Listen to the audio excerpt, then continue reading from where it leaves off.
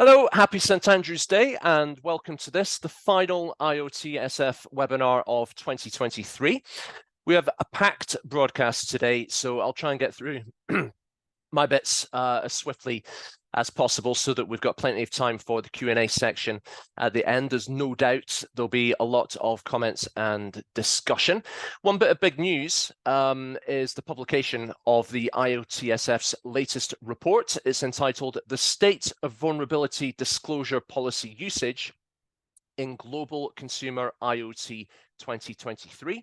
It was published on the day of our annual conference earlier on this month. Here's a quote about it from IoTSF's John Moore. He said this verbatim at the conference when the document was launched. For anybody who is a manufacturer, I want you to do one thing: download this report, go to the back where you'll find 3 annexes, a green list, an amber list, and a red list. Check to see if your company is on the red list. If it's on the red list, you are effectively on notice that you may be the subject of regulators. Now, some of the big names that are on the red list include Dyson, Whirlpool, Hoover, Tefal. There's even a couple of fashion houses, believe it or not, Michael Kors and Emporio Armani. Giorgio, you need to read this document. It can be downloaded from the IoTSF website. So, as I mentioned, we've got a lot going on today. So let's get the first presentation started. It's all about PSTI legislation today. Our first DSIT speakers are Jonathan Angwin. He is head of product security legislation, and there's also Maria Bormeliska, who is deputy head of product security legislation. As always, if you're watching this live and you've got any comments or questions, please put them in the Zoom chat facility and we'll put them to the speakers during the Q&A at the end. Maria, Jonathan, the floor is yours. Thank you very much, Chris, and a pleasure to be here with IoTSF once again this year, with a lot more to be able to talk about. So I'm joined not just by my esteemed co-PSTI legislation architect, Maria Bormeliska, who we're going to be, alongside myself, is going to be chatting to you about the headlines of what the product security regime entails, when it's coming into effect, and what we're hoping to achieve with it. I'm also joined by my colleagues who'll be speaking thereafter, Bina Dolawar and Ward Hassan, who are our enforcement leads and have been working diligently over the course of the past couple of years with us to get us in a position where we are now able to say that from the 29th of April 2024, next year, no consumer in the UK is going to be able to walk into a store and buy a relevant connectable product if that product contains a universal default password, if that product doesn't have transparency around how long it will be covered with security updates for, and if security researchers are not able to report to the manufacturer of that product issues related to that product. First in the world. Bina, I think you have some slides. Thank you very much for sharing them.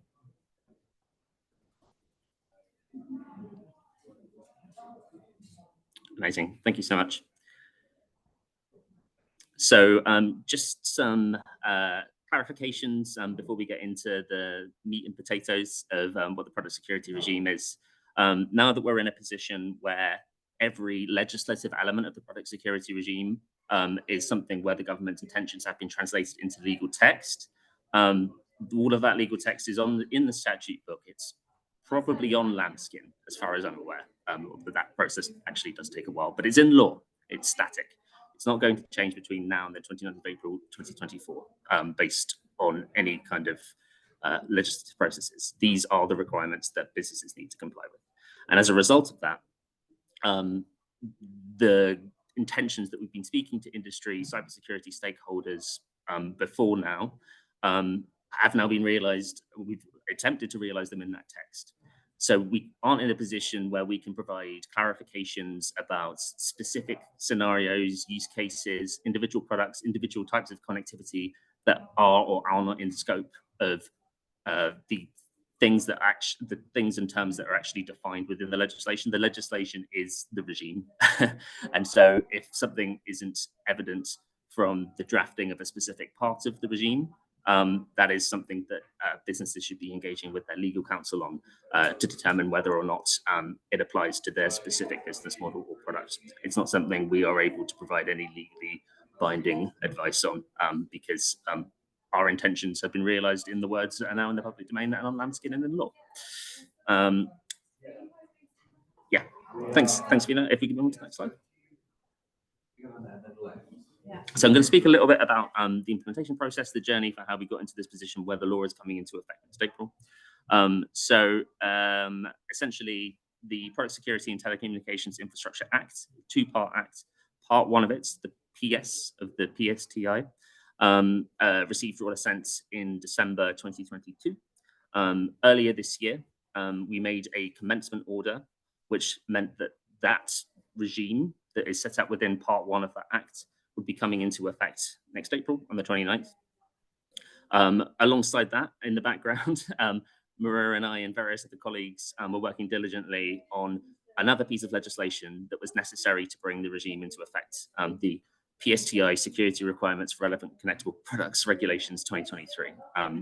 In a second, we'll speak to which elements of the regime are in different pieces of legislation and how it all works together. But for now, it's just important to know that both of them were required for the regime to work and for it to come into effect.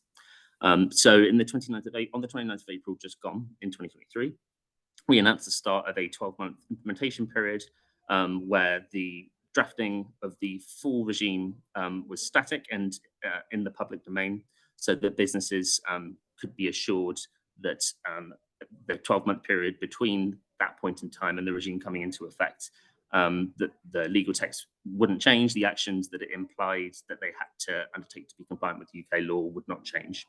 And in that time, we laid the regulations, the secondary legislation component of the regime. It went through Parliament, it was approved by parliamentarians in September, and we are now in the final couple of months before the regime comes into effect. Thanks, Vina.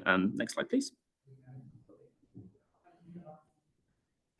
So this slide goes over the different parts of what makes up the product security regime and which legislative instrument you can find the different parts in.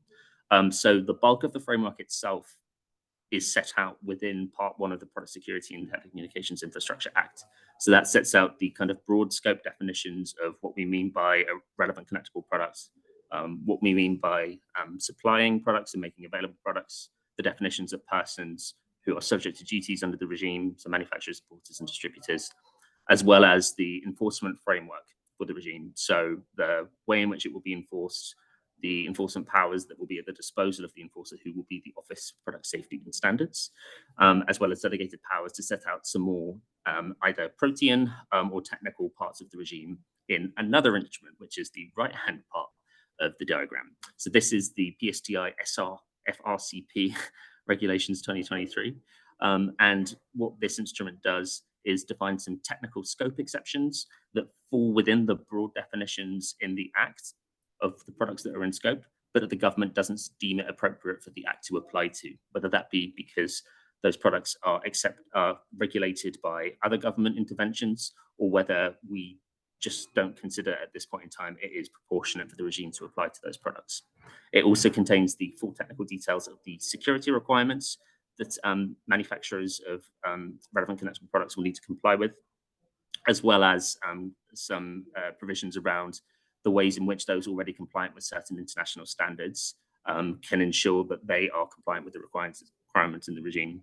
And there's also some crucial information that sets out the information that needs to be included within a statement of compliance, which is a document that must accompany the product through the supply chain through to the eventual customer, in order to ensure that all parties in the supply chain, other than the manufacturer, can play their role in ensuring that insecure products are not made available to UK customers. Thanks, Vina.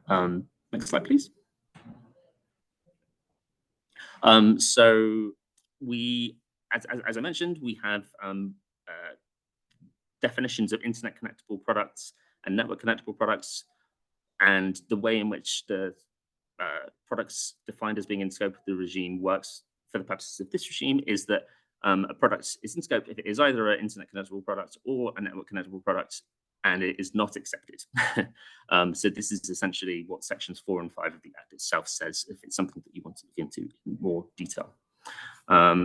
So the actual exceptions list itself includes electric vehicle smart charge points, medical devices, products made available for supply in Northern Ireland where they're covered by certain EU legislation. Those are examples of product exceptions that are informed by the fact that those products are otherwise regulated. We also accept computers that are desktop computers, laptop computers, and non-cellular tablet computers, because at this point in time, the government doesn't consider it appropriate for the regime to extend to those products. There are other scope definitions that are relevant and recruited to the conditions in which some of the duties in the Act apply. One of which is UK Consumer Connectable Product, which is the way our regime ensures that it doesn't apply to used products that are sold secondhand, and also how the regime ensures that consumer products are what it applies to, whether those consumer products are made available to business customers or consumer customers. Next slide, please.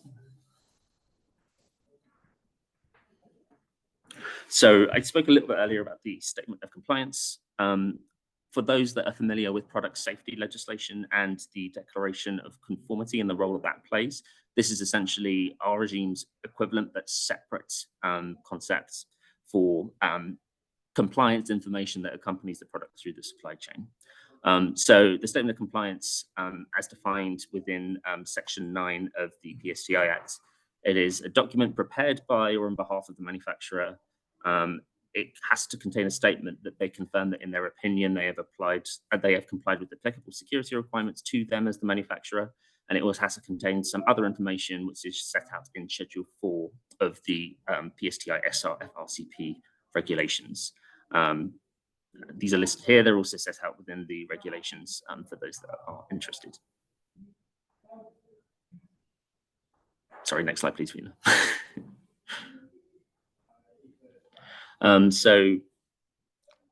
Manufacturers have a number of duties within the regime, not least to comply with the security requirements that are set out within the regulations. They also have a duty to not make a product available unless it is accompanied by the statement of compliance that we were talking about before. And there are various duties that apply to ensure that the manufacturer plays a responsible role in protecting the security of UK customers after they have made the product available, whether it be investigating potential compliance failures, where compliance failure is defined as the security requirements having not been met, requirements, an obligation to take action in relation to compliance failures, and duties to maintain records to enable effective enforcement of the regime. Next slide, please, Vila. The distributed duties, and I think one thing that those reading the Act will notice is that there are lots of commonalities between the roles and the kind of repertoire of duties that apply to each one of the businesses as defined within the regime. So they have a duty to comply with their own security requirements, but it should be pointed out that the regime as it currently stands does not have requirements for importers or distributors, security requirements. They have an obligation that applies whether or not they have their own security requirements, however, to not make a product available unless the manufacturer has complied with their security requirements. They also, like manufacturers, have a duty to not make a product available unless it is accompanied by a statement of compliance. And similarly to manufacturers, but also tailored in a way which is proportionate to the actual role they play. Distributors have duties related to taking action in relation to their own compliance failure, where that's relevant. It's not currently, but also the manufacturer's compliance failure. Next slide, please, Vina. So the regime is not prescriptive in many ways about the relationship and the, ultimately the business agreements that exist between manufacturers and other parts of the supply chain. I don't think it's the place of government where it's not required to be prescriptive about how those relationships work. There are obligations under the regime for manufacturers to interact with other parts of the supply chain, whether that be through the exchange of information relating to potential compliance failures, and whether that be obviously the kind of linked duties that every relevant person in the supply chain has to not make the product available unless it's compliant with the manufacturer's security requirements, or unless it's accompanied with a statement of compliance. Thanks, Vina. Next slide, please. So we have been asked a question on a couple of occasions since we confirmed that the implementation period had started, which is whether stock that is on stock in store shelves or stock in warehouses are exempt from the regime at the point where it comes into effect, or whether it only applies to products that are manufactured on or after the 29th of April. There is no such exemption for products that are manufactured before the 29th of April. When the regime comes into effect on the 29th of April next year, all of the duties will apply. Next slide, please. So I briefly alluded to earlier the role that certain international standards play in the regime. We committed to, in our 2021 call for views response, to create conditions, recognize where there are provisions of internationally agreed standards that are suitably equivalent or similar enough to the requirements in our regime, that we would recognize that within the way that the regime is designed. This is a commitment that we've realized through Schedule 2 of the regulations. So if your organization is already compliant with ETSI EN 303645 or ISO IEC 29147, though that schedule sets out some additional conditions that will need to be met in order for you to have the option of being able to comply with a deemed compliance condition for a requirement, as opposed to the actual security requirement itself. Thanks, Fina. Next slide, please. Yeah, sorry, I got ahead of us. I got ahead of ourselves. Yeah, but yes, essentially there are some additional conditions relative to the wording of the actual EN itself, or the ISO standards, and those are set out within Schedule 2 of the regulations. So this has been a whistle-stop tour of some key elements of the regime. Us mentioning these and not others is not implicit that these are the only ones that someone that might be subject to the regime should be looking at, and we would encourage all businesses that think that they may be affected by the regime to consult with their legal counsel and scrutinize the totality of the legal text of both instruments to ensure that they are in a position to avoid any enforcement action when the regime comes into effect next April. And I will stop talking.